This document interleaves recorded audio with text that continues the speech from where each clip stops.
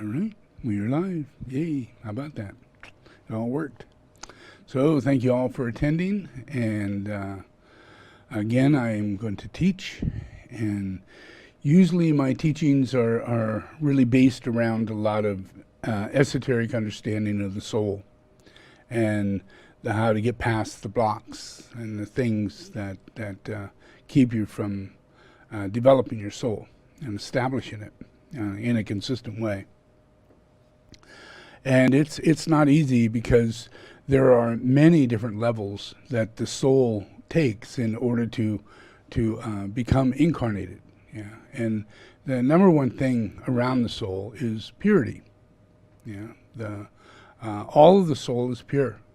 Yeah, all of the soul. Yeah, so to get your soul, you've got to be pure.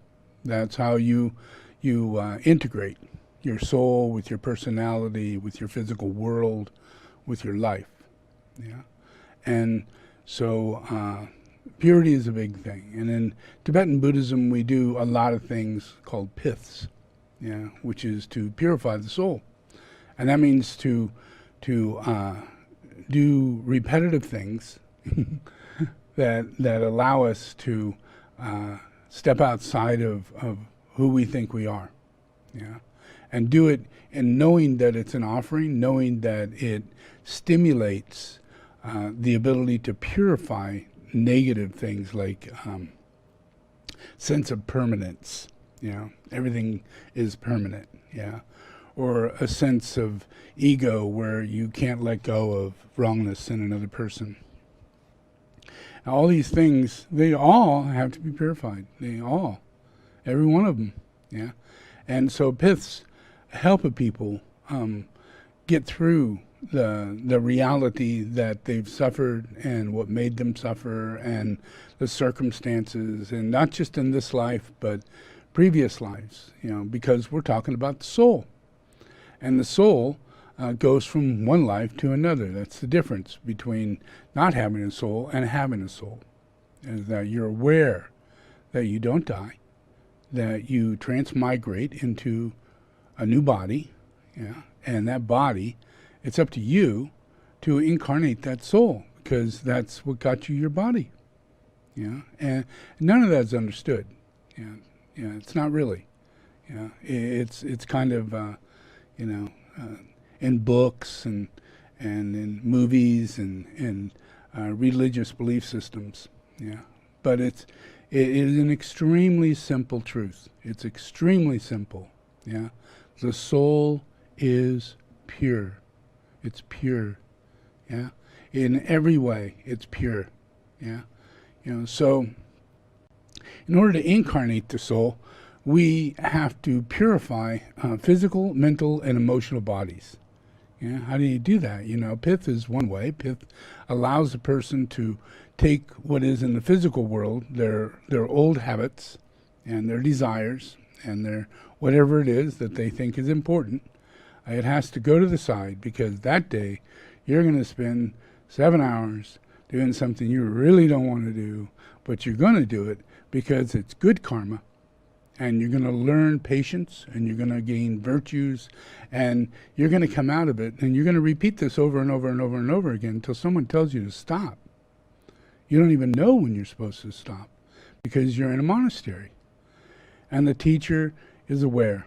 The teacher is not in a hurry at all, because these people who start in Lamaism are 7, 8, 9 years old, yeah, and they go there in order to purify, yeah, and most of them there come from poor families, and they are basically they're homeless, yeah, and there's not a lot in their future.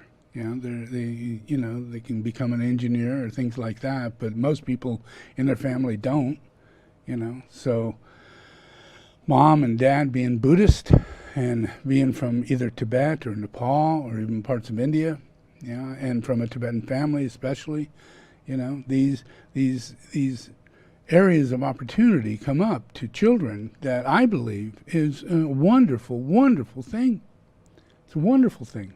Yeah, it's not just taking care of the poor and, you know, doing that sort of thing, but it takes poverty off the street. It takes dishonor off the street. When you do not honor a child, you know, you get dishonor as an outcome. You know, and there's no way they can cut it out. They can let it go. You know, it's built into them, because of the impurities that they live in. We all live in, you know. But there is a teaching, there is a process, you know, in Tibetan Buddhism where we try and help with that. Yeah, and even after 1,600 years of doing this, you know. I mean, 1,600 years. You know, I started this in the 600s. You know, as Padmasambhava. You know, and before that, Shankaracharya. Yeah, way before that, before even Jesus. You know, and as Shankaracharya, I opened up the first monasteries where people can become monks, and women can consider ever being nuns. You know.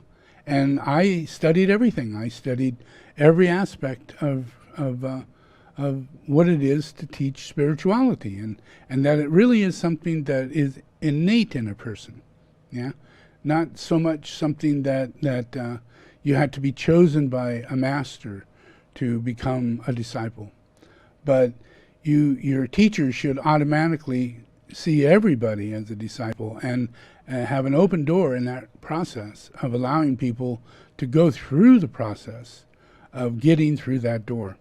Yeah. So that means children can come in and begin learning. You don't have to be 30, 40, 50 years old, or retired sannyasin, you know, at 60 years old, you know, who's got all this background of mathematics and selling and, you know, all those things that go on in life. You know, which is really not a good time, actually, to be starting your spirituality. You know? So Shankaracharya realized that and said, you know, we need to do this a lot younger, and I'm gonna start monasteries, where before it was ashrams. Monasteries is a place to study, you know, from childhood on. You know, not just a place for adults, for becoming spiritual masters or whatever you think you might get out of going to an ashram.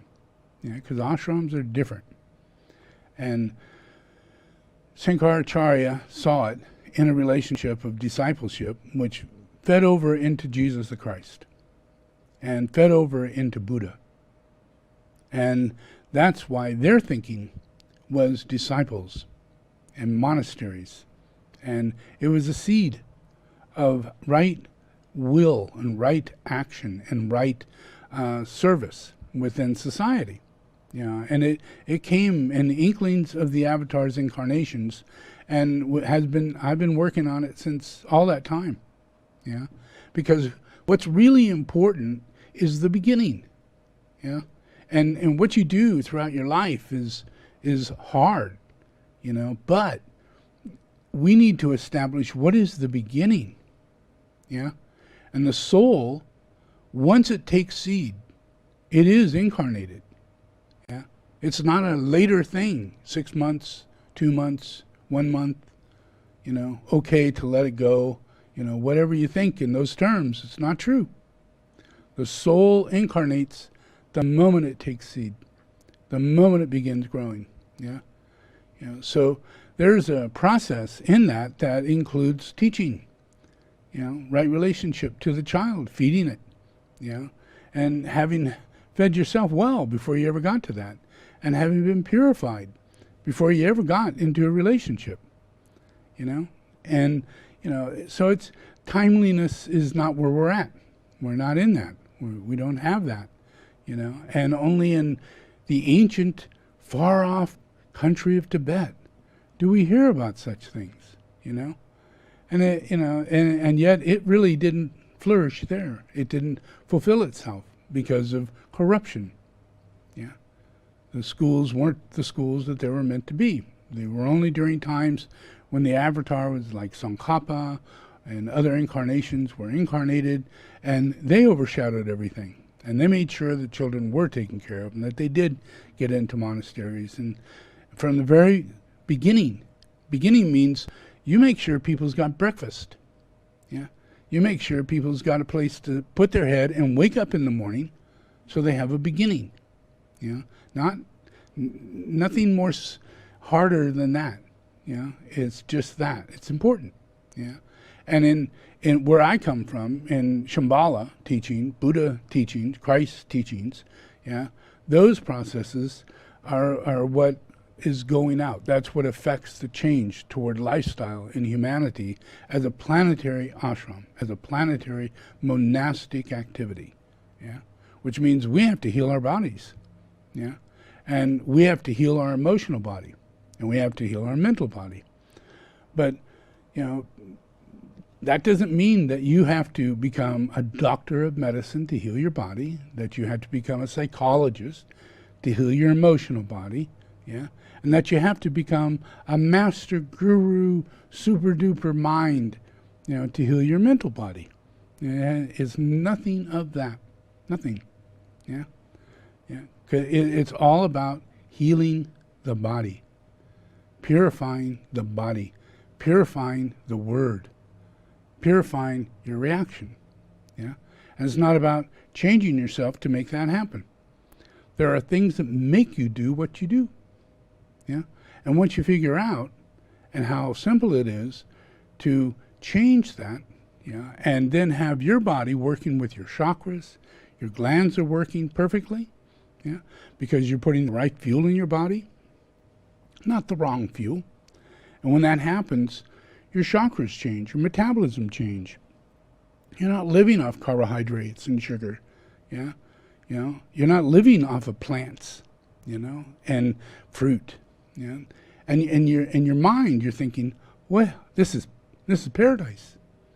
I'm eating a guava, you know. Oh my God, I'm in heaven, you know. I'm eating banana, as many as I want, because it's from heaven.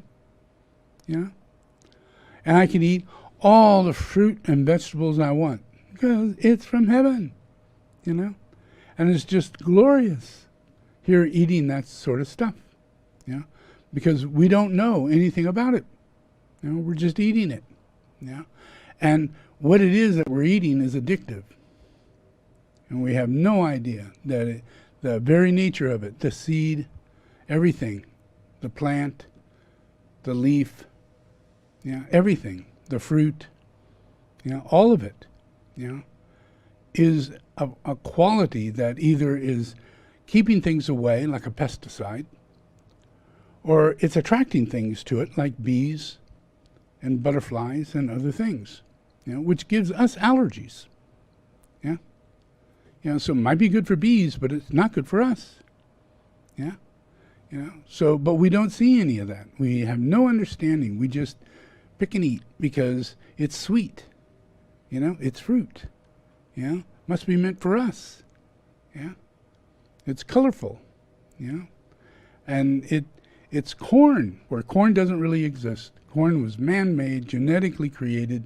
It's actually a grain, yeah, and it mutated into this puff corn and into these things, yeah, in order to get those things to happen. They wanted it, you know, so they crossbred them, you know, and it created a mutant, you know, a hybrid, you know, that manifested into what we call corn, which is not good for you, yeah, but it's good for their thinking. Oh, I want it to be this. I want more grain. I love that popcorn, you know, all these things. When you're messing with it, you know, and it becomes a food, you start messing a bit more, yeah, so that it can handle the cold weather, or it can handle the, you know, the hot weather or the dry weather, you know. And you know plants that can handle that, well, you just crossbreed them, you know. Over tens of thousands of years, you know, we have come up with plants that we're not supposed to be eating, yeah. And, you know, and then we make them into flour, you know. And we eat sugar like it's coming out of style, yeah. And if we can't eat sugar, we eat substitute sugars. And yet we have no idea what effect it's having to us. And when we look at the hospital, we're filled up. And we have no immunity toward, you know, anything. You know, nothing. We all get cancer. We all get diabetes. You know, we all have all these things going on, and then people are committing suicide, having emotional trauma, and lacking the ability to understand what is right from wrong. You know, they can't put a mask on. You know, they won't. You know, it defiles their human rights. You know, because they're sick, they're emotionally disturbed. Yeah, and people are like that. A lot of people are like that. Rage. You know, that comes on the freeway. People get shot. 30 children have been shot. You know, over just the last months. Yeah. You know, 30,000 people get shot in America, you know, over the last few years, every year. 30,000 people, you know, a gun, you pull it out, shoot people. You'd think that's not very often, you know. I don't have a gun, you don't have a gun. How is it all these guns are coming out and people are just shooting people, or kids are grabbing guns and shooting people, you know? There's a sick, impure quality inside of humanity. You know, it's causing all these things, Yeah. If we were healthy, we wouldn't be emotionally and mentally disturbed. Yeah. And our nature would lead us toward purification. Our nature. Because our nature chooses service, not self-service. Yeah. Not habitual addiction or following a fad or anything like that. But one day, it comes to a point of truth, you know, rather than going up and down, following different things, you know. Inside the reality inside of humanity, when things do get to a point to where we're going to make a difference in the world, big difference, yeah, is when we come to awaken to what we're supposed to be eating, yeah. And you know, just once we get around that, then you come to deal with, you know, because you realize, you know, what if it's carnivore, you know? And carnivore, well, that means that you got to eat all meat, totally just meat, yeah? And drink water, so that's got to be pure and clean, pure. Grass-fed meat, you know, nothing produced, nothing fed with hormones or antibiotics or anything like that. Pure, soulful. Yeah, animals have a soul. Yeah, animals think. Animals have intelligence. Plants don't do that. Plants kind of move back and forth every once in a while, you know, react to music, react to light. But that doesn't mean that they have a full-blown soul. They have a psychokinetic energy that has a personality. It reacts to things. It wants to stay alive. Yeah, it's built into it. Yeah, it's going to stay in the ground in that one spot until the day it dies. It has no way of running. Nothing it could do. You know, so plants are, in their energy, afraid all the time. Yeah, and it's not a good place to be a plant. And below that is an insect. It's not a good place to be an insect, because you got everything coming at you, eating your ass from left to right, and you're designed to scare off those things that eat you. You know, spray, turn colors, you know, look like a plant, you know, look like a leaf, you know, it's crazy ass stuff down there. You know, really crazy. But it's not a soul. Yeah. It's God's kinetic, psychokinetic ability to give life and allow them to survive. Yeah. So they're actually living off our soul. And the animals are living off our soul. We're the ones with a big soul. Yeah. We're the ones with enlightenment. We're the ones where the avatar walks around. We could talk to it. Listen, soul. When we incarnate a soul, it incarnates into all the kingdoms. Nothing is separate from the soul. Nothing. Yeah. So eating pure things would purify you. Yeah. But you hear another teacher, and teacher says, you know, eating pure things means it's close to breathing, period. You know, no eating at all, you know. Or it's vegetarianism, because we consider that to be pure. There's no animal hate, you know, there's no animal, you know, aggression, predator, crazy-ass thought forms that we do not qualify as soul. Yeah? But yet animals have a soul. People have souls. People get pissed off. Animals get pissed off. People have families. Animals have families. Animals cherish their families and protect their families. People cherish their families and protect their families. That's soul. Yeah, soul does that. You can be a penguin, you could be any animal whatsoever. They have soul. Yeah. So how we relate, if we eat from that kingdom, it's not like eating soul, it's the collective body. Yeah. And it's harmless. As long as we learn that some of them get highly toxified, very impure, because of the mercury and because of other things that get into those animals. So you don't want to eat animals that are caged up. You don't want to eat animals that get, unpure food. Yeah. You don't want to eat animals that are afraid before they die. You don't want to eat any of that. So you have to eat grass-fed. You have to eat pasture-raised chickens. Happy ducks. Happy chickens. Animals that graze out on grass. Live their life out until they then don't, and provide sustenance. And it stops right there. Not going into the other kingdoms, because if we go into those other kingdoms, then we have to go into farming. Because now we're imbalanced, and we think we have to eat all these things and have all this stuff and live a life that is not at all the truth. If we find the truth, we're going to find that, now, what do you know? We eat meat. That's it, we eat meat. We love the fat that comes from the meat, and it actually ends all of our health issues and cancer and all this stuff. And it makes us mentally and emotionally stable. It gives us energy so we can work out. And when we work out, we grow muscle. And our bones get stronger. That's because we're doing the right thing. And when you get more pure, when you're eating pure things that are really pure, they're not things that are raised outside pasture. They're not things that are raised like fish in a farm. If you eat fish in the farm, you've made a mistake. It's not pure.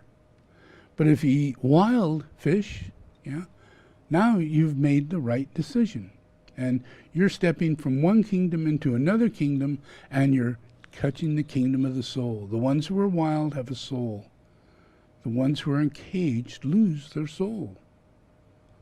And everything's there. All the impurities, all the things that are giving you cancer, all the things that are the wrong hormones that are messing up your female energy, your male energy.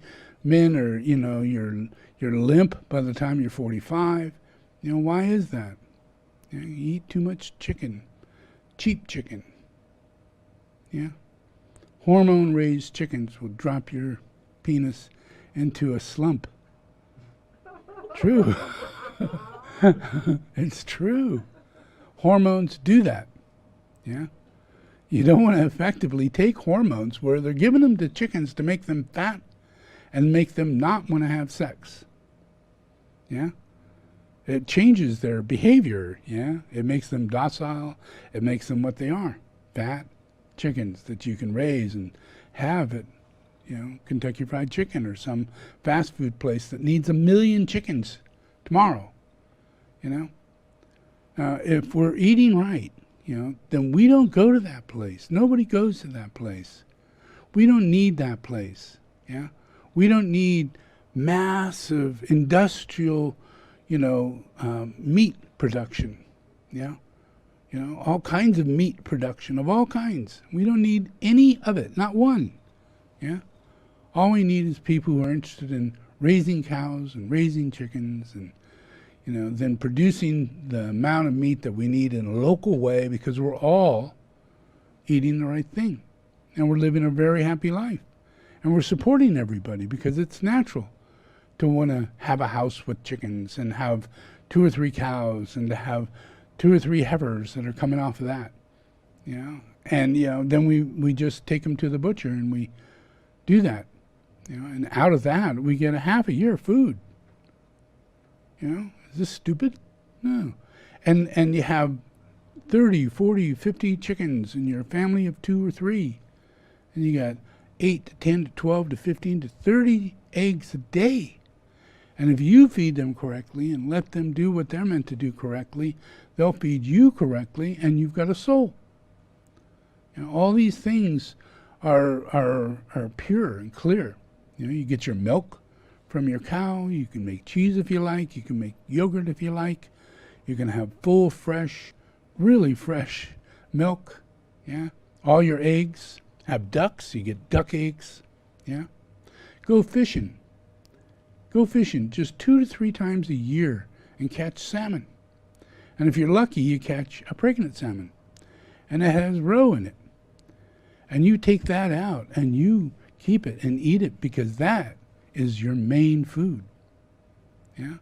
That particular food is so healthy for you that it has all the omega-3s that you can't get from any other place than a pill. You know? You got to eat all this salmon where all you got to do is eat 2 tablespoons of roe. And it's like eating 1.5 pounds of salmon. Yeah? And you get so much more out of it. You get the exact right type of cholesterol that's good for you. Yeah? And it changes every hormonal aspect in your body. Yeah? And you eat these meats, you know, these red meats that have all the vitamins and nutrients that you need. And you eat the organs that come with those particular animals. We're only talking 2 or 3 different animals. You know? You know? Maybe 2 trout and salmon. You can be happy and live off that pretty consistently. Go out and you catch a couple sardines. Oh wow, great, we got sardines, you know. Instead of throwing anchovies out to catch fish, eat the anchovies. They're really good for you. Yeah. You know, that's pretty simple shit. You don't have to be the richest person on the planet to live like that. And when you're eating the roe, you think you're eating caviar, you know, because it's the eggs and all that.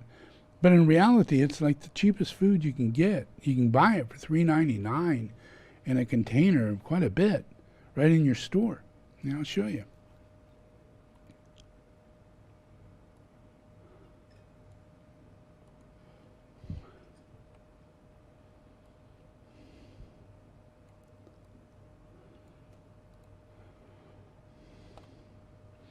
That's roe. And it has an enormous benefit to it. And there's different kinds. Yeah, the big ones, yeah, that's called chum, because it's the kind you normally go fishing with, and it's chum. So you stick it on your hook, you throw it in the water, fish love it. Yeah. So you can catch fish with that. But it's extremely edible, and it's very high in omega-3s. And it's real cheap. I mean, just go to your fish bait store. $1, you know, for the afternoon's meal you're eating. But you got to get this stuff out of your head, a lot of stuff out of your head. Yeah, because, you know, we're thinking, you know, that you know, it's either really rich or it's shit that you throw to the fish to catch fish.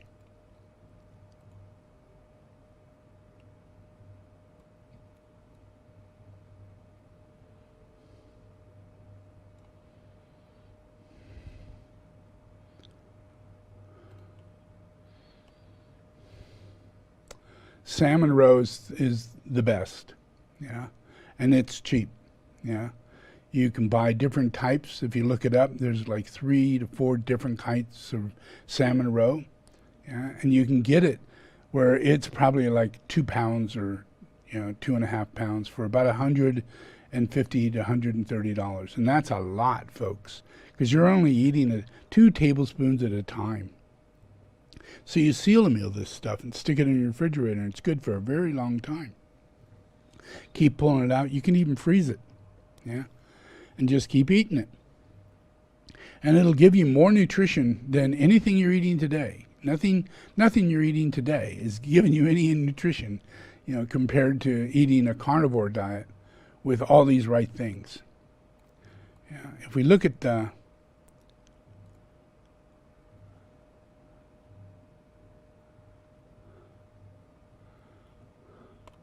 This is the image of a regular kind of diet, yeah? Where people recommend the biggest thing you eat is cereal, yeah? And then there's vegetables and fruit, then there's milk and dairy, and then you have some meat, and then you can have dessert, yeah? And a lot of people throw dessert way down at the bottom, you know, and hardly eat any of the other stuff, mainly eat sweets, yeah? But this is what, in a standard in the mind in school and high school, and even doctors are receiving this as what is thought to be, you know, what is a truly healthy diet. But in reality, that lower area, the cereals and vegetables and fruit, which we eat the most of, you know, is the reason why we have all these diseases. Yeah, and I don't care how many books you read, it's not a philosophical thought, folks. You know, it's a doing thing. Just do it. Eat carnivore, because all you're doing is that you're putting yourself in a strict situation to where you're not allowing anything to create a problem in your body. Anything. You're eating one form of food that actually provides you with all your nutrients, all your fats, all your protein, everything you need, yeah, is provided in that mono food, yeah, eating meat, yeah.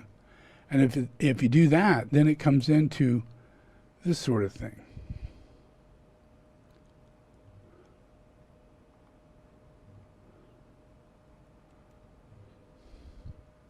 Where the pyramid is, there's only 3 sections to it. And there's no veggies on this pyramid. Yeah? And there's no fruit on this pyramid. Yeah? This pyramid has cheese and egg and milk on the top. It has chicken and other products like fish and things like that in the middle. And then the rest is the larger animal. Yeah? Or glands and other things that we would eat, that we have. We have a thymus, we have a kidney, we have all this stuff. And as we eat that, there are ingredients in it, natural ingredients that support ours. Yeah? So it's not just a food thing, you know, we're eating food, eating pies and cakes and sandwiches and all that. We're actually eating off a very specific food group that God provided in its right order. You know, if you take it outside that order and start throwing anything else, pies and fruit and cake and even honey on top of that, you only can feel food for a while you eat, you know. So if you start eating honey, which one of these things are you going to take out? Because you're only going to feel the need, you know. Likely it's going to be meat, you know, drop meat. And you're gaining fat. You're getting fatter because you're eating fruit, you know. So now you're going to think, whoa, fat must be fat. So I got to eat less fat. That comes with the meat. You know, and this is all logic. Rationalizing. You're not the person who knows shit. You're eating shit. And you're trying to rationalize eating shit. And you call it sugar or whatever you got. But you don't really know what we're supposed to be eating. No one's in this process yet to help people get to that point. And that's my interest. You know, that's Tara's interest. She has a master's degree in nutrition. Obviously, she has a great interest in bringing things into this way. And she's really, you know, she's really learning, you know, that this is, what I'm teaching is truly the formula that she was looking for. Yeah? Because this process, if you take on a carnivore diet, yeah, you take on the relationship of eliminating, you know, all the foods that you would be eating. And this is your shopping list now. Your only shopping list. Yeah. You got meat, you got fat, you got dairy, and the other is salt and pepper, some herbs, spices, bone broth, pork rinds, beef jerky, and bone marrow. Now, where in your previous shopping list did you have that? Like butter, ghee, lard, duck fat, tallow, beef drippings? Yeah? Yeah? How often did you have that? Yeah, organ meat? What? I never eat organ meat. When you ain't eating anything but meat, this starts sounding pretty good. And when you start eating it, it tastes so good. It's so nutritious. It's so fulfilling. Yeah, because you're actually getting all the ingredients that you were meant to get, plus some. Plus some. You have abundance vitamin A. You have abundance vitamin D all the time. You have an abundance of omega-3. Where before, you have to go to the vitamin store and buy some and take it. And you never know whether or not you're getting the right kind or anything like that. And they always say, get it from its source. If you can get it from its source, do that. And this is how you get it from the source. Every single vitamin, mineral, and nutrient that they say you're supposed to take is from this source. Yeah. So this is your shopping list. Yeah. This is how you get out there and you start buying. Well, imagine you do that. Yeah. You get out there and you start buying, and that's what we buy, right? Well, look how many shelves there are in a shopping place. Yeah. Look how all the whole line. A whole line on one row. Cereal. Yeah? And the other side is like nuts and peanut butter and jams and jelly and syrups and all that. A whole row, of just that with pancake mix and all that shit, Stuff you don't eat. You don't eat. And after you get past this, after you get through your life, because once you're not getting cancer, and once you're not dying, and once you're emotionally stable, where before you were taking pills and drinking because you were emotionally unstable. You had to. You were doing your own therapy. It's just how it works, people. You haven't got a therapist. You're the therapist. Yeah? And you got to do self-therapy. Self-therapy is drugs, alcohol, overeating, bad friends who party too much and talk too loud and make you feel egotistical. It just is what it is. But you're going to lose all that. You lose all that when you start the carnivore diet. People will look at you strange, and but you're going to be happy. You're going to be smiling. You're not going to be addicted. It takes about 3 or 4 months before all the things. This includes you can't drink beer, you can't drink alcohol, you can't take all these different things. It's not about not taking pills, it's about not eating certain foods. Only eating from that list. And if you only eat from that list, your body gets to heal. And it's not about you philosophizing or intellectualizing or reading and agreeing. It's about the truth. It's just about the truth. And once you get to that truth, you'll be amazed how much more truth you could take in. And how easy it is to get the truth that you need to get fulfilled. The realization of, I'd really rather be doing this. Because once you're mentally healthy and clear and emotionally stable, and you start eating this diet, then you realize that what you're doing is going to save the planet. That soulful energy of your activity will reach inside you and give you the Holy Spirit without even knowing it. It's a blessing. But it's a blessing that you're going to have a sense that what you're doing, it's going to have a realization. You walk through the store, you go, wow, I don't buy any canned food. I don't buy ketchup anymore. I don't buy mayonnaise anymore. Wow. Now I'm really carnivore and I don't even eat spices. Wow. Now I don't even go down that aisle. No Cokes, no potato chips, no snacks, no cereal, no nothing. And then all those appliances and things that you have to cook all those things. Where now all you're going to do is barbecue and grill and fry and bake. Your meat. Strange as it seems. But as you do it, your body becomes healthy and it gets purified because you don't know the things you're putting in is causing you harm. Because you're harming the whole world. You're just a cog in a machine. And that machine is terrorizing the soul. It's terrorizing humanity. It's making all of us, in a place to where we can't do anything about poverty. We can't do anything about people like Trump. Everything is wrong. But imagine we do this. What would be the outcome? The outcome, if if you get really healthy, and a lot of people get really healthy, and they're eating like this is the easiest thing to transcend to. It's the easiest thing. It's not a hard thing. It's the easiest thing. Yeah. So then all of a sudden, a whole bunch of people start doing it. Yeah. I'm going to try it. I'm going to do it. You know, well, I really like eggs now. I love eggs and steak and ground beef and all this stuff, all in one big, yeah. And you just eat it and you're full and you're thinking, you know, after you're done with that, you're thinking, God, that was a lot of fat, you know. But 2 hours later, you don't even imagine it because it is in your system and your system loves it. Your brain is made up of more fat than anything else. Can you imagine that? Fathead? Yeah? You're all a bunch of fatheads. Yeah? Yeah?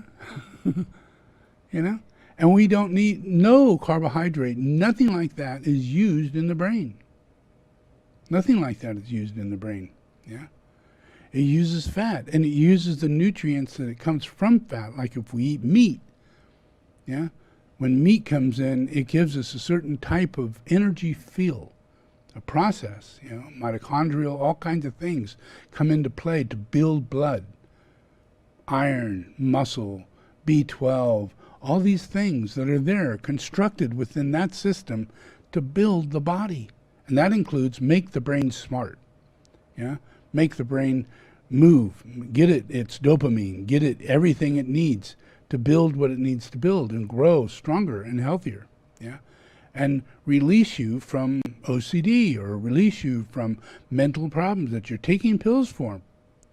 You do this, you won't be taking any pills. You do this, you won't have diabetes, yeah. You do this, you'll never have reoccurring cancer, yeah. That's a trippy thing. You know, these are big things, really big things. You clear the hospitals out by doing this. Yeah? You clear out the suffering of mothers and fathers seeing their children having cancer. Yeah? With all these things because we're eating bad food, hormone-ridden food, sugar. Yeah? We're eating corn syrup like it's crazy. We're feeding it to our animals. Yeah? And they get really sick just so we can make them fat. And then we eat them. Yeah? And what goes into them, you know, terrorizes us. Yeah? Because it all needs to be soulful. You know, if we keep this circle, yeah, we live and eat within this circle of the soul. Yeah? We choose animals, not plants, not insects. I don't care how many insects they fry in a pan and hand over and say, these are the things to eat in the future. Do not trust those people. Shit happens, you know, nuclear happens, you know, but we're not there. You're better off focusing on today and getting grass-fed meat so that we can eliminate these manufacturing plants and eliminate all these different things that are going on, yeah, and bring people into a healthy life. Yeah? And once that happens, you know, and people are living a healthy life. Imagine they're living a healthy life. Well, that means that they're living in a place where intuition and telepathy can begin to grow. Yeah, and we don't have a fostering of when kids go to school. If you say intuition and telepathy and things like that, you're thinking more like what a witch might think. Oh, you know, moving an object, levitating a spoon, bending a spoon, you know, stuff like that. But it's not. Intuition and telepathy has to do with prayer. Has to do with meditation and invocation. You invoke goodwill toward humanity.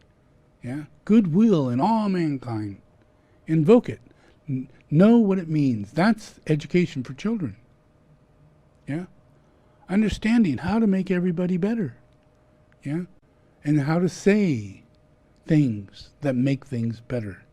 Yeah? How to use the word in a simple way. And you feed them meat. You feed them, you know, fish eggs. You feed them fish. You feed them good food. You have them drink water. There's no fruit. There's nothing. Imagine feeding these kids this stuff.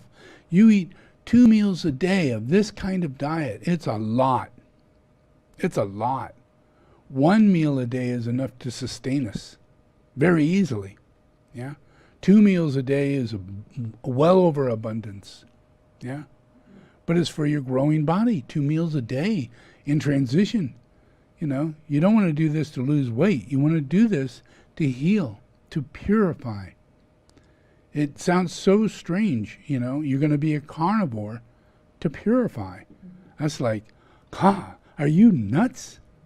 You know, what? Kill an animal, drink their blood, eat their meat, you know, what? How pure is that? Yeah, that's not what's going on. Yeah, we're doing our nature. Yeah, we're living our true nature. Yeah, and if we move this way, and as I'm instructing it, I'm helping you to understand these are the products you should be eating. Yeah, eat raw. Yeah, don't worry about too much. Yeah, eat these fish. Eat like trout and salmon. Yeah, and they all have to be wild. Nothing could be from a fish farm. Yeah, you don't have to worry about eating which vegetable. You don't. Yeah, you don't have to worry about any of that. Yeah, you just select the meat, and your choice is that you want to make sure you eat a fatty cut, because the fat is what really helps you. Your brain is made up of mainly fat. You're fat. Yeah, and it's not in a good way, but you're supposed to have a certain amount of fat on your body, and that stored fat builds glands.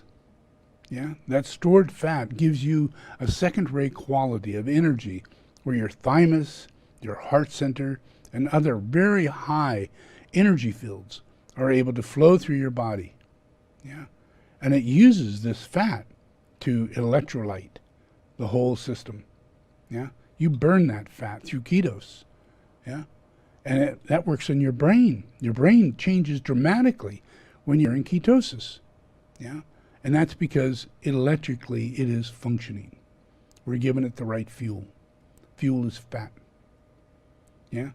Not protein, not sugar, not carbohydrates, not grain, not bread, but fat. Fat is our fuel. Yeah? Take that one in. Yeah? I mean, it's just the truth. It's going to get to that, you know? It's that freaking easy. Yeah? Take a look at that particular list. That is the list. Then add to it the eggs, yeah, sardines, things like that, all the things I've mentioned. Drink pure water. And as you do this, slowly but surely, you're going to feel stronger. You're going to have less pain. Yeah, it may take a month or two, but you're going to start feeling like exercising. And when you do, you're going to build muscle quickly. And your tendons, yeah, your muscles and your bones, yeah, your cartilage will return. That's an impossible theory. Your teeth can even grow back. Your teeth can grow back. I've watched it, I've read it, and I'm amazed by it. People who are eating the carnivore diet, who have lost their teeth, have had their teeth, 2 of them, I've seen in several processes, 2 teeth in a person's mouth, grew back, and they had them pulled out. You know, so what? I don't know. All I can say is that there must be other teeth up in there waiting to come down, you know?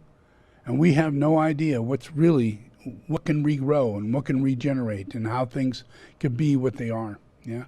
Teeth get stronger, gums get better, yeah? Your organs get stronger, cancer flushes from your body because you're in ketosis, yeah? Simply because you're in ketosis, you are 24 hours a day flushing toxins from your body. Yeah? Yeah? It's an amazing thing. It's just the truth. Yeah? Just don't eat a freaking candy bar. Don't pop a beer. Don't do things like that. Just don't do it. Because there's never a moment to where you have, today I'm going to eat ice cream and today I'm going to do this. But, you know, that can irregulate things for months. Months. Because, just take a little hit of acid one day, yeah? Put that little tiny thing on your tongue, and it will drive you through the wall for over 10 hours. That little thing, yeah? Well, could that be possible in other things too? Even in the smallest amount of vegetable or fruit or things? would it even a small amount, like even a small amount of peanut, a person who's allergic to it goes through complete shock. Can't breathe, everything closes down,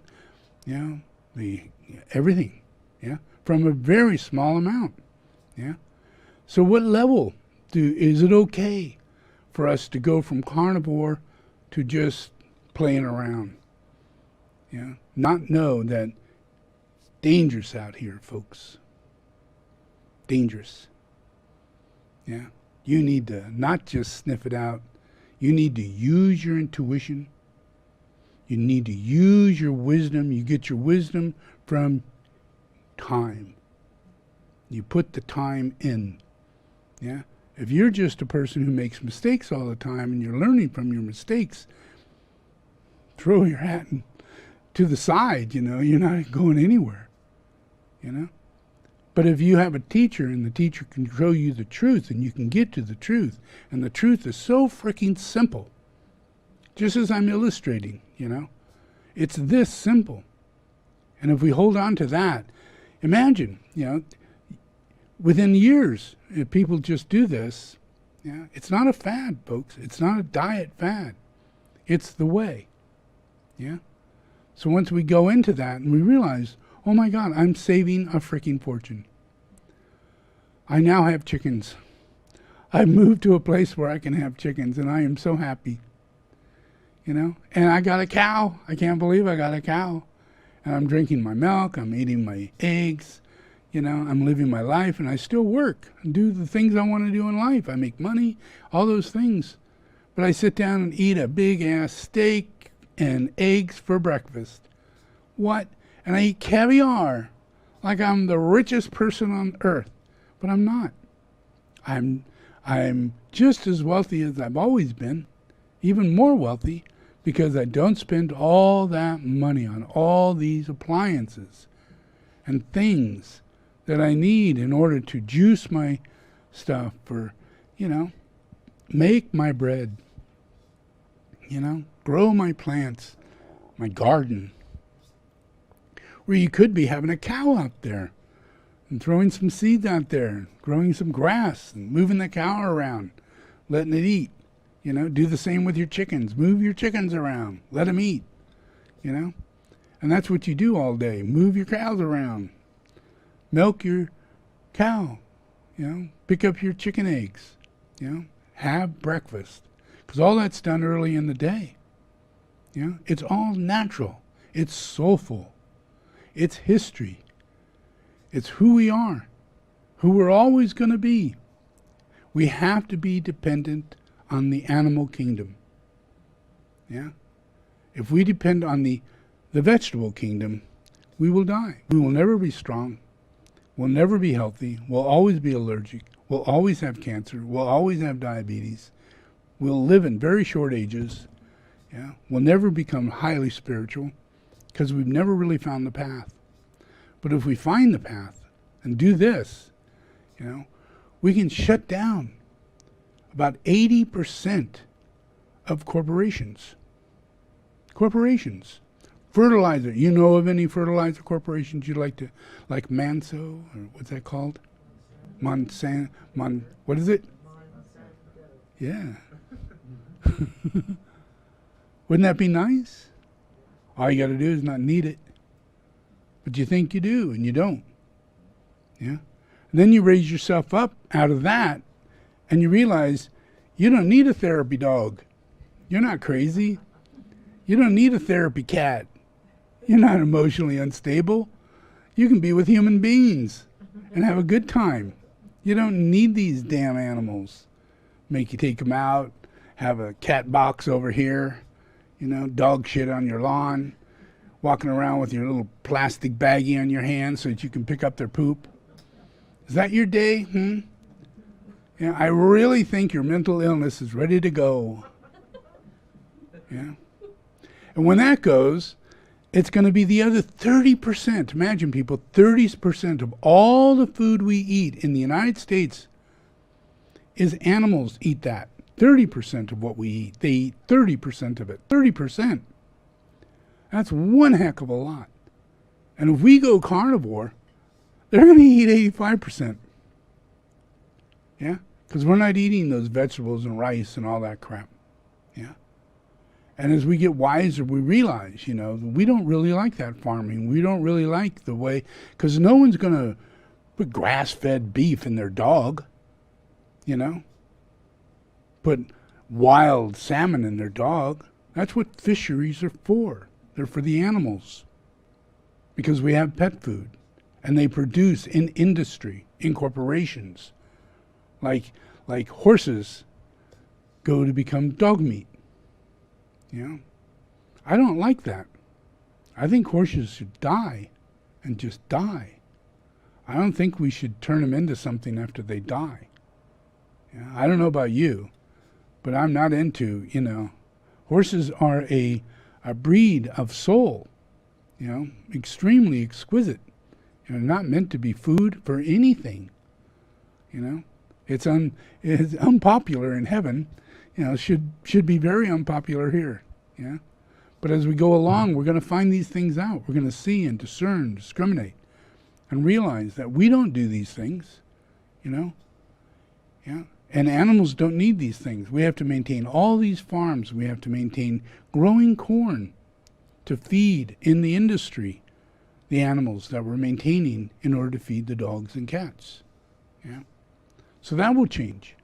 Yeah. And these are all industries that are polluting the planet, industries that are ruining the lives of people who work in them, giving them bad karma, bad working conditions, in every way, and leading them down a path that just destroys their soul, makes it impossible for them to gain a clear sight and really feel that they're an enlightened being. Because when you're in the wrong group, working for the wrong people, doing the wrong thing, it affects the soul. So all these industries are there to disrupt our soul.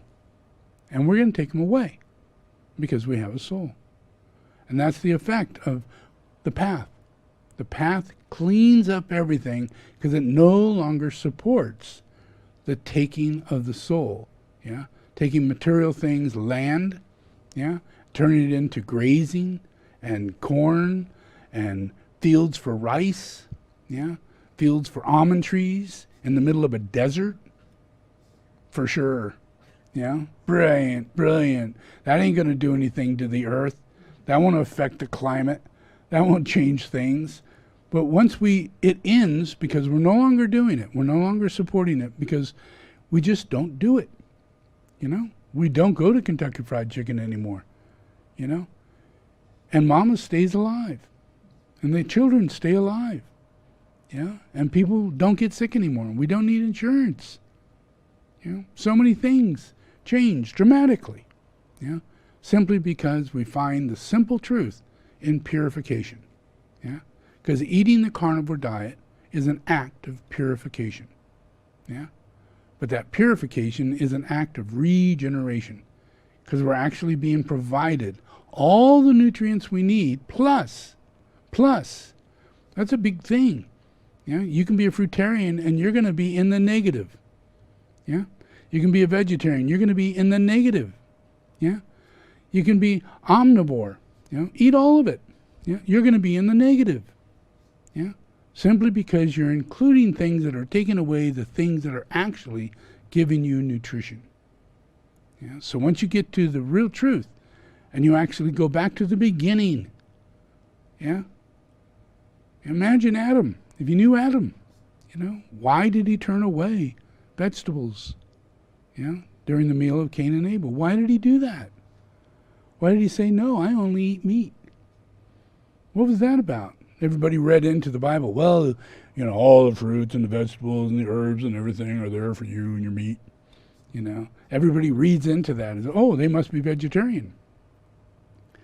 But then you read the Bible and you find out why did Cain and Abel fall. It's because Adam is a carnivore. And he doesn't eat any of those vegetables or fruits or any of that. And that everything was unhealthy in that relationship. His child was unhealthy. It chose a different path. And taking that path, it led it all the way to hell. Yeah? All the way to creating astrology, all the way to psychicism, all the way to the processes that we see in the Bible. You know, all the impurities put on the planet was from that day on. And that was in the rivalry between vegetarianism and carnivore. And that's the beginning of the Bible. That's the beginning. Yeah? It's a good thing to look at. It's a good thing to consider. But we're not in a religion. Yeah? This is just the truth. Yeah? A simple truth. So just give it a try. Yeah? Once you move into this, you'll find that there's a lot more to benefit from the reality of being in a body. Yeah? You get to actually enjoy your body. Yeah? It gets healthier. It gets stronger. Yeah? You can laugh. Yeah? You feel joy with other people. Yeah? You're getting to a point to where you're more balanced and you can try things. Even though you're getting older, you're still staying healthy. Yeah? And that's a vital process we're not in that process where we think older, getting healthy. Yeah? We always know people are degenerating and things are worse and people lose mental clarity. Yeah? Well, the thing on a carnivore diet is the opposite happens. You get enormous amount of mental clarity. Your brain starts healing. That's important. Yeah? And along with that, your bones, yeah, your heart, your liver, yeah, your colon, all these things that could be given you, it could kill you. People die of liver problems, kidney problems, heart problems, circulatory problems. Every single one of these things are cured by this diet. And it's not a diet. It's a way of life. It means that we're not to have any of those things. We're not to have those illnesses. Yeah? And when we do this, they do go away. You just stay with it. And you just find that it stays this way very, very long. Yeah? And then you could fast. Yeah? Because you're in ketosis. And you can fast for 3, 4, 5 days. Not have any negative effect. And actually purify many layers of impurities that's been deep inside your body. That's hard to get out. And you squeeze them out. You purify them. They leave your body during the time of a fast. And that's extremely beautiful. Yeah? Because you come out of it with all this, oomph. And in another place, if you were a vegetarian or a person eating sugar and you try and fast, you'd be starving to death. You'd be so upset. You'd be so nervous. You'd be so going through it. You couldn't get through 2 days and have a benefit. Yeah? You'd have to make up, some kind of story that, oh, yeah, it was beautiful. But you suffered so much, you don't even want to talk about it. It's because you're not in the right place to fast. You either have to be on a paleo, low, carbo, ketosis diet before you can actually start fasting. Yeah. If you start before that, you're causing yourself harm, mental and emotional harm. And you're going to think of yourself as a sick person who can't even fast. That means, I'm not capable spiritually to even fast. And none of it's true. You're just not doing the right thing at the right time. You have to be prepared. Yeah. So in this, you're able to fast. You're able to go through eating. You can eat portions of food you cannot imagine you can eat. Yeah. And you can absorb every single bit of it because your metabolism is healing. Yeah. Your insulin level is changing to where you actually have a beautiful insulin process rather than everything you're eating is screwing up your insulin and your liver is going to hell, your gallbladder's almost gone, all these things are just shot, simply because you're eating too much sugar and carbohydrates and drinking and all those things, and your insulin doesn't know where to go. Yeah? It has no leverage. It has no control whatsoever. It's just flip-flopping around like a balloon blowing up and... Yeah? Does that make sense? Insulin is something that is like a breathing heart. Yeah? It's very, very tool in energy. Yeah, it's not like fire.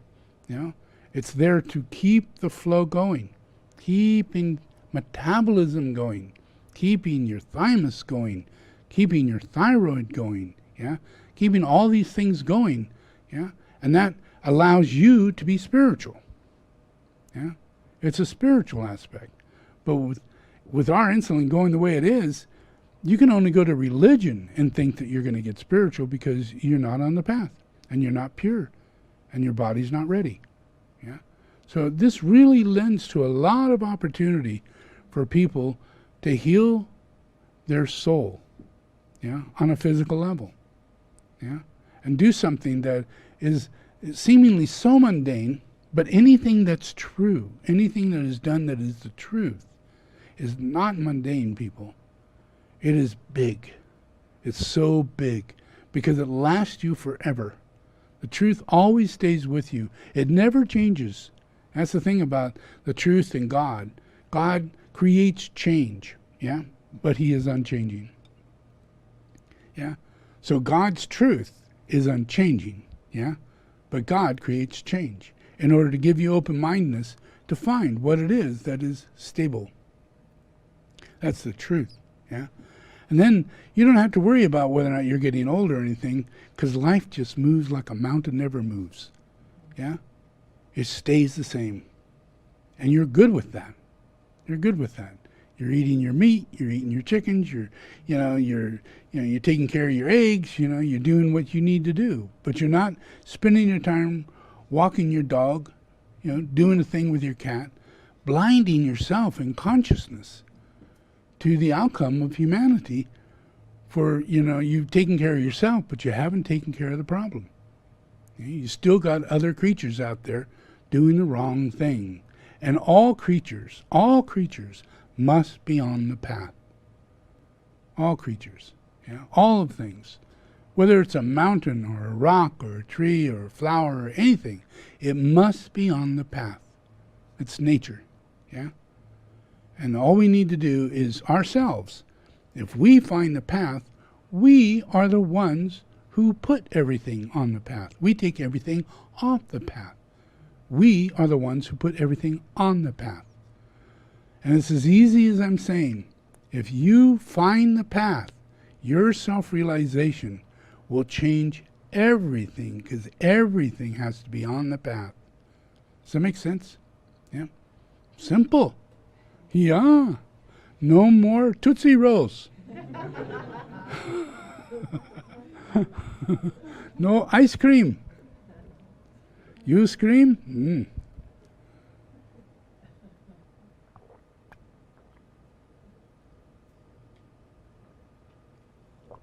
You'll find yourself drinking a lot of water.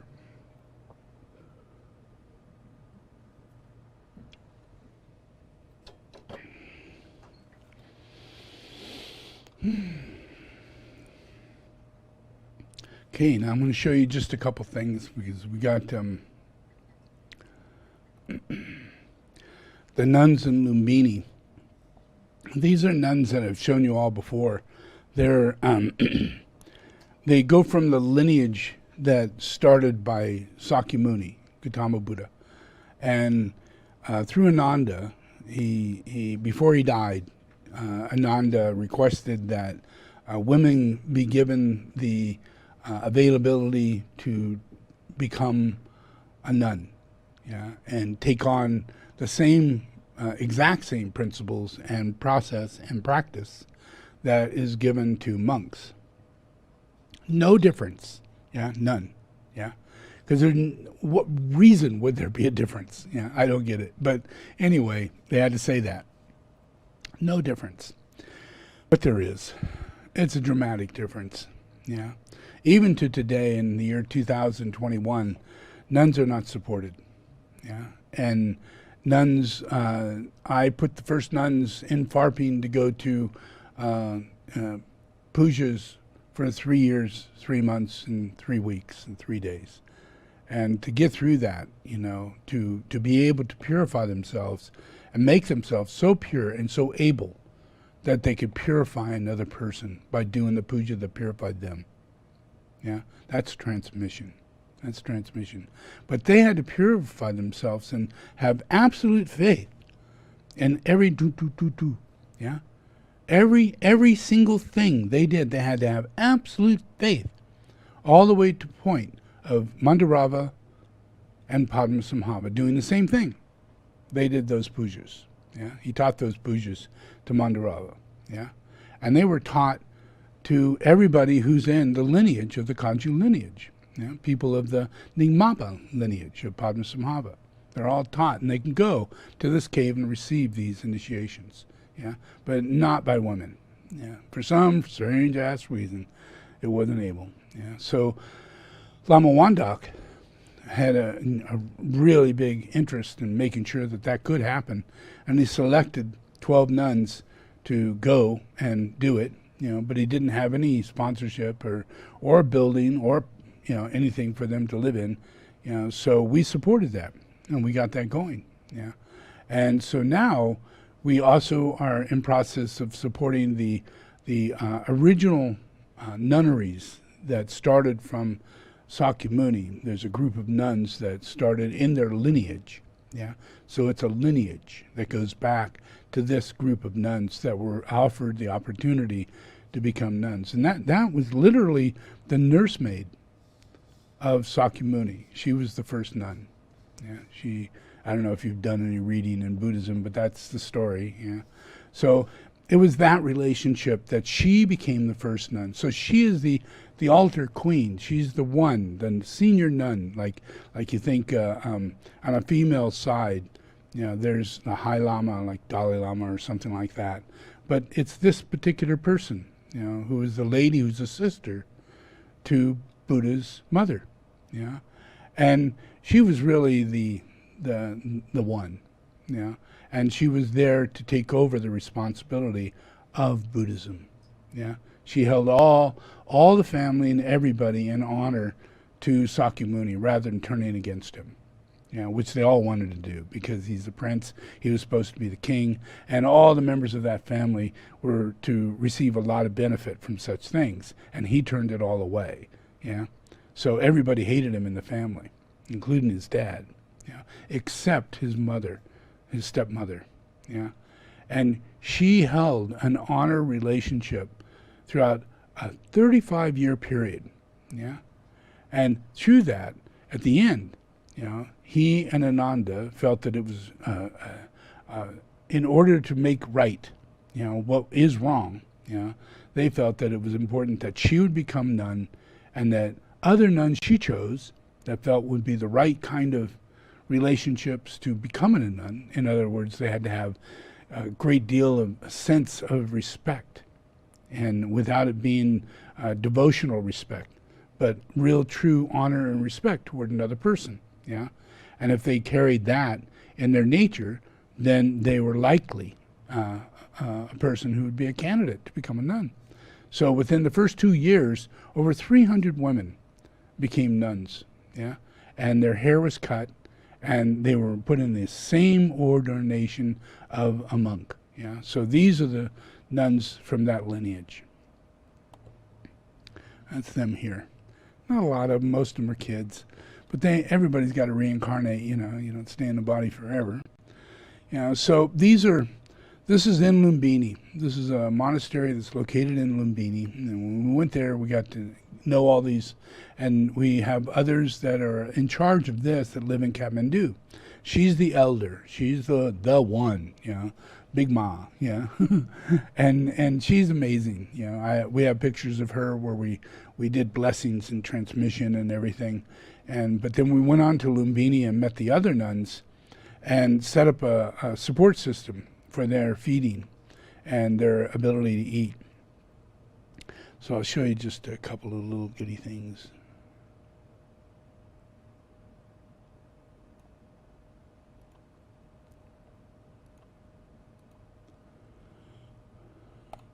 And this is the food. Yeah, they are totally freaking vegetarian. 100%. And there's no way at this point in time that I can get them to change that. Yeah, because this is in such a state of dogma. The country is in a state of dogma. It's not so much the individual. It's not so much the religion. It's the country. Yeah. So if you're Tibetan, if you're Nepali, if you're Hindi, you have a really big chance you can't eat cow. Yeah. And you got a really big chance you can't eat meat. You know. And that went on for a long, long time. Many generations. Yeah. So to break that, it's going to take a bit of trouble. It's going to take a while. But Tibetans are carnivores. Yeah. In their country, they're carnivores. Tibetans are the one who are the leading teachers in Tibetan Buddhism in both India, in Nepal, and in Tibet. Yeah. So through them, and through their Rinpoches, Karmapa and others, through Lagin Tuku slowly, and he does eat meat. He's just not a carnivore. You know, he just likes to eat. You know, and he chooses okayness toward eating chicken and other meats. Yeah, but he's not set fast in the understanding of the way, the nature of the way. He's confused. Everybody is. They believe that Buddha's never going to come back and he doesn't reincarnate, doesn't need to. They believe that Buddha was a vegetarian, but they must not have read the books, because Buddha was not a vegetarian. Buddha ate meat all the time. Yeah. And most Buddhists eat meat, you know, those who have studied the scriptures and understand that Buddha gave hygiene etiquette in relationships to eating meat. Yeah. You know, so he could have just said, it's not the right thing to do. It's bad karma. They're angry. They have bad lower nature. You should not take that on, as that's what everybody else says. Yeah. Because they don't understand. And they just put out this rhetoric of bullshit in order to make you feel loyal to being spiritual. And that animals are not spiritual beings. They're not, supposedly. Yeah. They're lower nature animals. Yeah. But the truth is that they're not. They're most compassionate. They're most caring. They are giving. They save other animals that are not of their own kind. Yeah. They save people. Yeah. They really do go out of the way. Yeah. And they eat because they have to eat. Why? Because they're carnivores. They don't have a store they can go to. You know. They eat because they hunt. You know. You would eat and hunt too. Yeah. If you didn't build stores for your own comfort. You know. But they haven't got that.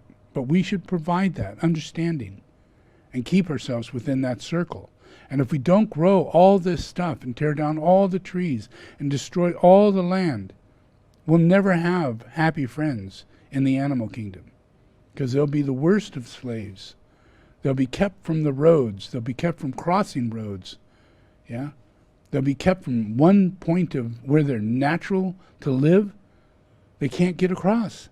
You know? That happens when you build up these big, tall fences and everything. It makes it very difficult for these animals to move. And if you have gardens and if you have great big thousands and thousands of acres of corn, deer love to live in that corn because that's where they live. They don't want the corn. They want their land back. Yeah? You know, so that's really where we're at. We need to take care of the animals. Yeah? Take care of ourselves by eating animals and fall in love with the animal. And then we can let go of them as being pets. Yeah? And stop thinking of ourselves as the, horrible person eating animals, as though we're out there to just kill them. But in reality, the other side is out there to kill them. Yeah? They're feeding them the same crap they're feeding human beings. They're treating them the same way they treat human beings. You know, they lock them out. It's just horrible. Yeah? So it's not about judging it. It's not about going, oh, we're doing wrong, now we have to change it. It's simply about following the way. And then all this follows along. Yeah? You'll be just like driving an electric car. Trust me, oil wells will close up. We will not have the pipeline they said we had to have, because we don't need it. And we will build more solar at the time that they said we needed the pipeline. And then 2 years later, we for sure don't need it, because we're getting so much energy from that investment we put into the making of solar and making of wind energy rather than that great big pipeline coming into America. Yeah. So all those things just don't get happening. Yeah. We don't get the process of oil anymore growing, or the process of farming anymore growing, where we have to read all these signs from farmers saying, we need water. We want all the water. You need food. We provide you food. That's bullshit. They're not providing us that food. That's going into other things. Yeah? It's a company of industry. Industry does not provide for humanity. Yeah? It provides shit. Useless shit that is bad. It has bad energy, whether you're using steel or whatever you're manufacturing in that process. For multiple manufacturing, quality and quality control goes right out the window. And health and purification and water and environment is never considered. Yeah? Just the money and the product. You got to get people to buy that product. You know, Nabisco, you got all your cereals, you got your Band-Aid company, you got everything that is out there you could possibly imagine to produce for you to buy. Yeah? And if we take care of ourselves and do the right thing, all those places will close. Yeah? And that will change everything for humanity. Yeah? That's the biggest thing. So, and those were the nuns from Lumbini. All right, so today we're going to do the invocation, I take a body.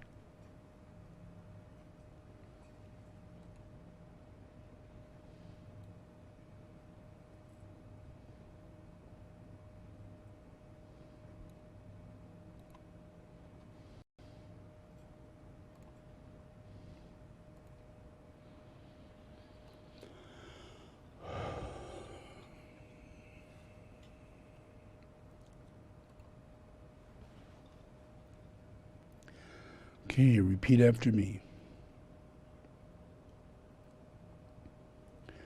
Lord Jesus the Christ, thank you for bringing me here.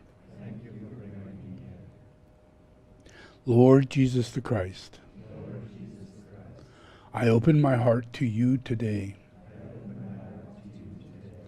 I invite you to come inside. Come inside, Lord Jesus Christ, and save my life. Receive me today as a child of God. Forgive all my sins and write my name in the book of life. I give myself to you, my spirit, my soul, my body. Receive me, Jesus the Christ. Now, the devil, the blood of Jesus the Christ is against you. I command you now to leave me. I do not belong to you. I am God's property. Leave my life. I disassociate myself from you. I renounce every evil covenant I have entered in with you. In the name of Jesus the Christ, I have received salvation. I am a child of God.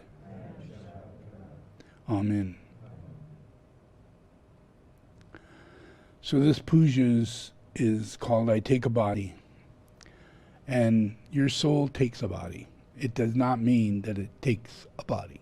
It doesn't just pick some kid's body and then enter it and choose that's the body I'm going to have. Not that. Yeah, like they say, the Dalai Lama chooses a body and incarnates into it. That's not true. That is a fib. That is a delusion. Yeah, it's a misunderstanding of the reality of the soul. Yeah. So to keep it straight, yeah, Our soul takes a body. Yeah, it makes a body. It creates the body. But it is nature that builds the body. Nature builds the body. Yeah. And that is so cool. It's so cool. It's like bam, bam, bam, bam, bam, bam, bam, bam, bam, bam, zygote. Bam. Now you look like a little tiny tadpole, you know? And it's only been a couple weeks. And now you're a freaking tadpole. Just like if another animal was a fish, was going through, or a frog was going through a birth cycle, it would look just like us. Very strange. Yeah.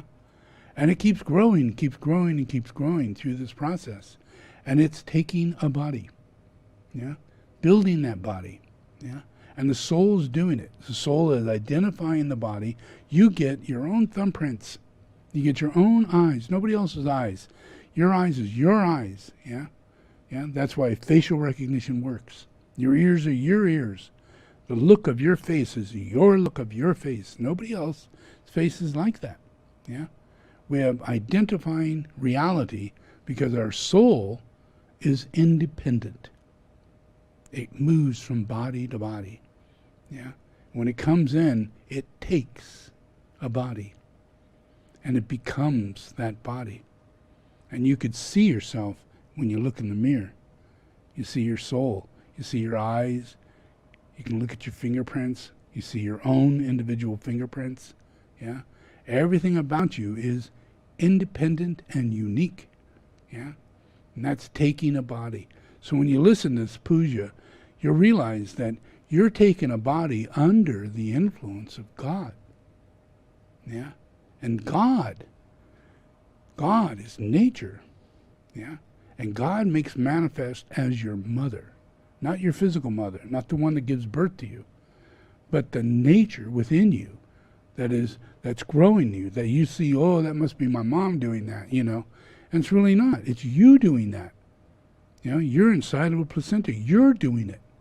Yeah. You're growing inside of it. It's you doing that. Yeah. But it's your nature. It's your nature. And that side of your nature is your feminine side. So for the first many months and your first creation of nature, you're all girls. All girls. Yeah. And after that, then all of a sudden your genetic mainstream of your soul comes into play, whether or not you're a boy or a girl. And then just like your thumbprint, just like your eyes, just like everything else, you get your imprint, your body. Yeah? Your body. And you have your unique voice. Yeah? You have your unique temperament, your unique tone that comes out of you. All of that is what comes as you're changing from being just female, just what's building the body, into this divine hermaphrodite that is either going to be male or female. Yeah? And you're taking a body under the invocation of the soul. So remember these things that I just told you. Yeah? And listen to this puja. Don't get intellectual, but let it kind of, you know, wow, that's interesting. Yeah? These make sense more now. Yeah? All right, so just close your eyes and relax.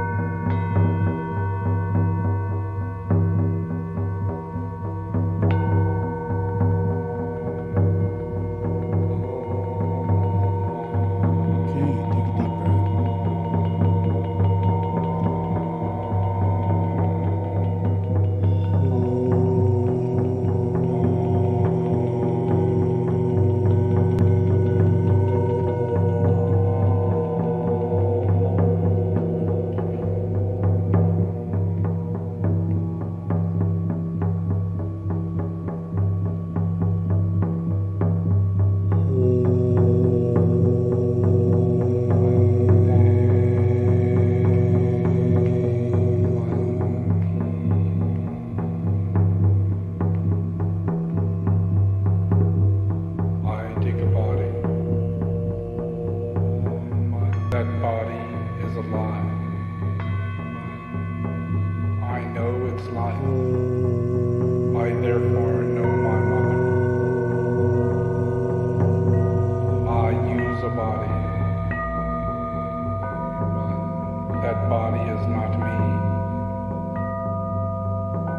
I serve the group, and in this serving live within the body, detached, a son of God. I know myself.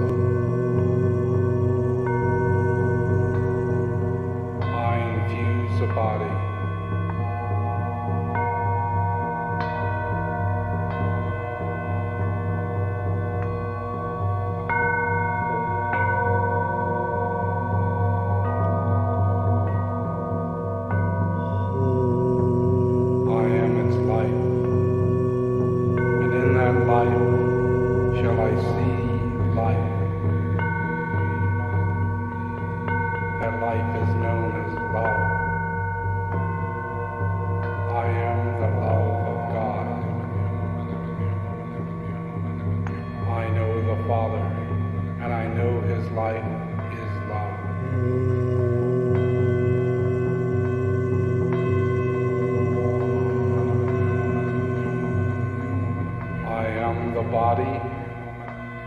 Loving life.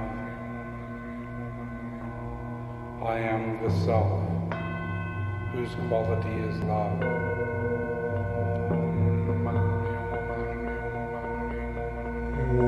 I am the life of God Himself.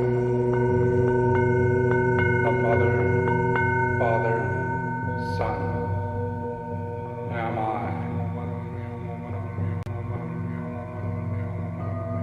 Behind these three stands the unknown God. That God am I.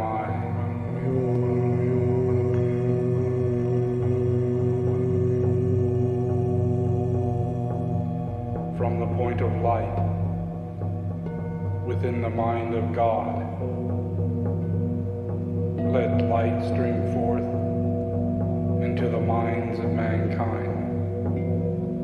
Let light descend on earth.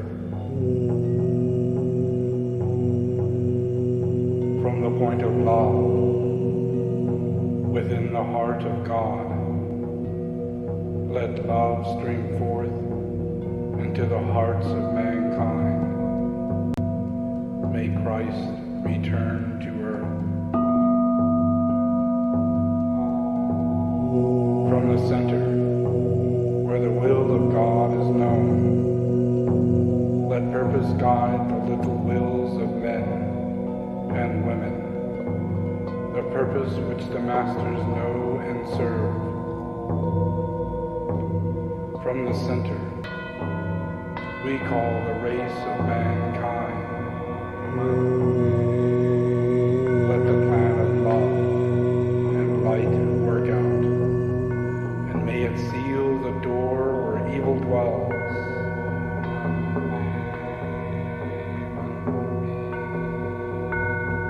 Let light and love and power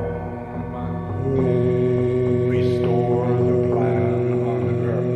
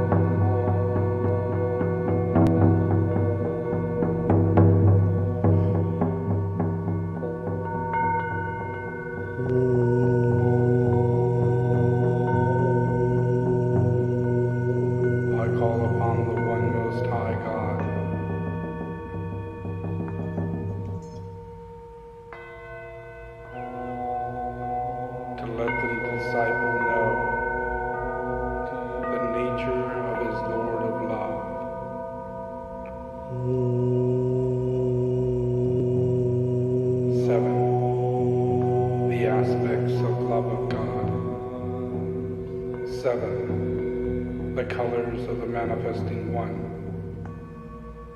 7-fold, the work. 7, the energies. And 7-fold, the path back to the center of peace.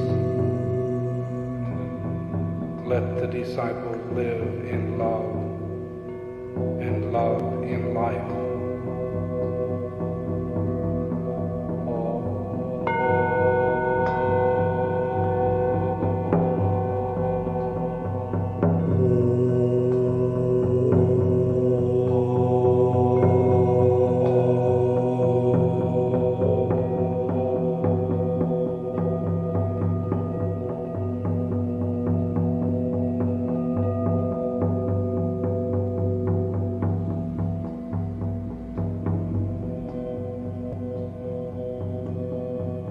The soul is the Son of God,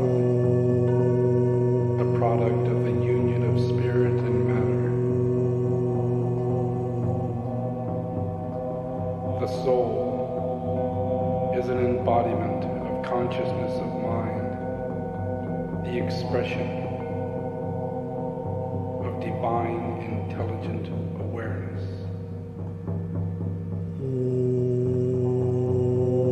The soul is a unity of energy, vibrating in unison with one of the 7 ray lives, and colored by a particular ray of light.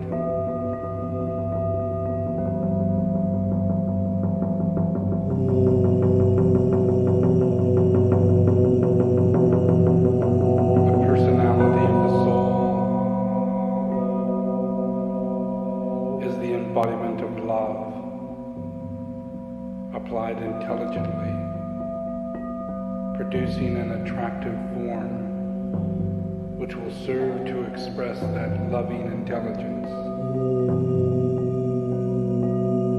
The soul is intended to be the embodiment of divine purpose, applied in great active creativity, which produces the power of creative love.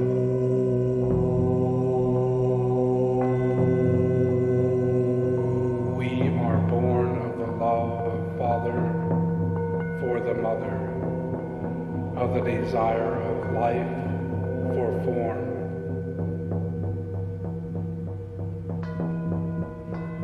Express the love, the magnetic attractiveness of God's nature, and the responsiveness of form nature, and the I am consciousness itself of the awareness of deity in life.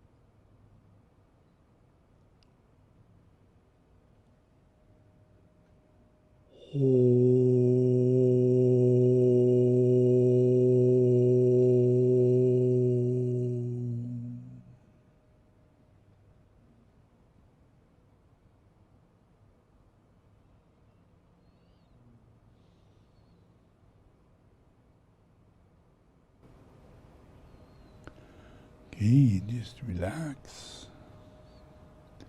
Open your eyes.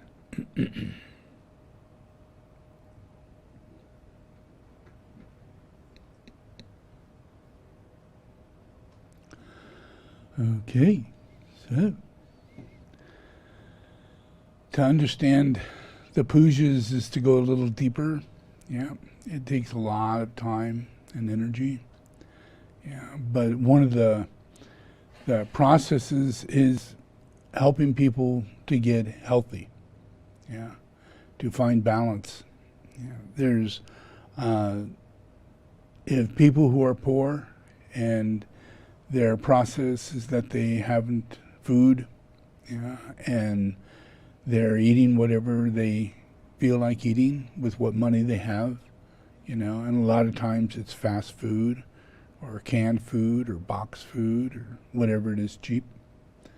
And we all know that's about as good as eating cardboard, the box that it came in. Yeah. So there's a reason why we have people who live on the street.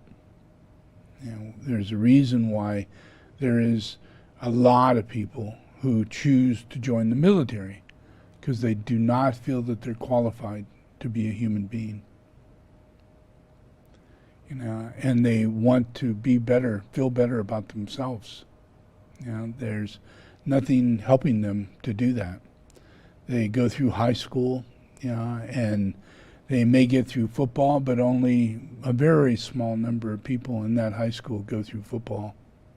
And everybody cheers them on, So people join the military so they'll have people cheer them on.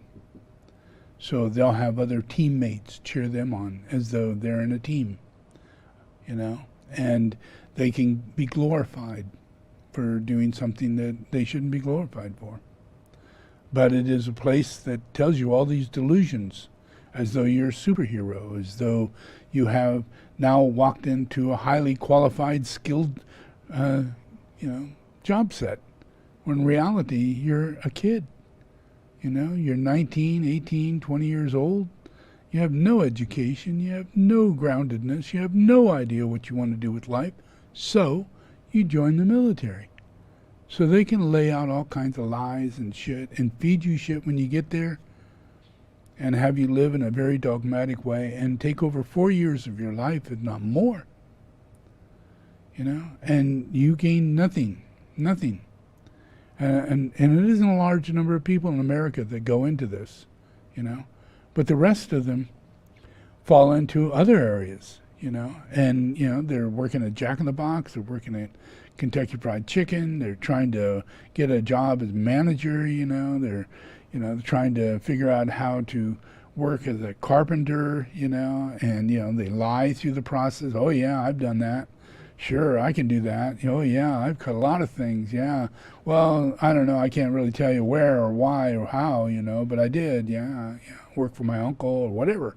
They'll lie, And they'll get in there and they can hit the nail. They can saw. They can hear, so they learn on the job, the best you can. And that's, there's no real training program, but there's going to be. There's going to be skilled training programs. There's going to be skilled things for things that we need to do. We need to build houses. We need to do things. And we're going to have houses that are going to be computer generated and manifested, in 2 days' time, 1 week's time, And when we get out of high school, and if we learn things while in high school, how to do drafting, how to work with computer, how to work with things like that, then we can immediately get a job in the housing industry. As a draftsperson, as a person who controls that computer, So there's jobs that do not include the military. There's wonderful jobs out there that include working at Tesla or working at an engineering plant for battery development or solar development or new ways of getting things into humanity's hands. Services that are needed, large numbers of people to move into these services. That's what's going to happen in the future as we change our attitude and have nothing available for these high schoolers when they get out. And college graduates when they get out, there's no jobs. You're going to work as a waiter, as a waitress. You're going to drive a taxi. You're going to use your education to figure out how much you're losing. you know? And what's the best deal here? Should I just go to unemployment? Should I just work once a month? You know what? You know, your education is going to be applied in that rather than in the area that you thought you might be educated in $200,000 or $300,000 a year. Yeah, instead you're making $30,000, $40,000 a year. Yeah, and you can't even buy a house. That's where we're at now, but that's not where we're going. You know, people are going to get healthy. Society is going to have opportunity. We're going to create new infrastructure over the next 5 years. Yeah, and we're going to re-elect the same president, which is going to lead this into an 8-year of complete trillions and trillions and trillions of dollars is going to be put into this, whether people like it or not. Yeah, because this is where our economy and our future is going to come from, is by changing the past, changing the things, putting in windmills, getting rid of the opportunity to put a nuclear power plant, getting rid of all the opportunities to build new industries that are just more pieces of shit.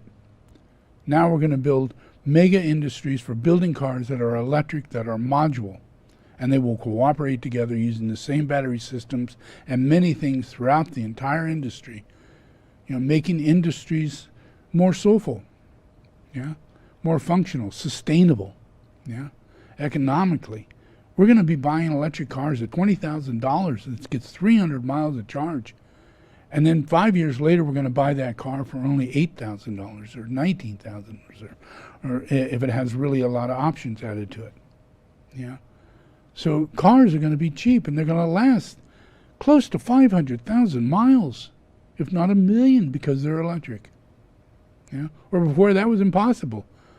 120,000 mile car, you're driving an absolute piece of shit, you know, and no maintenance, the jerkiness, the engine, the smog, the soot, everything that's coming off it is ruining. The vibration from the engine alone is destroying your car. You know, everything about the car is vibrating apart, you know, because it has a big freaking combustion engine that's exploding every few seconds. Yeah, and just maintaining that explosion. That creates all kinds of vibrational hazards throughout the vehicle, and it makes the vehicle break down. Same thing with a washing machine, same thing with anything that vibrates and makes things like that. It wears it out, yeah? So we're going into new technologies, new advancements that are soft, easy flowing.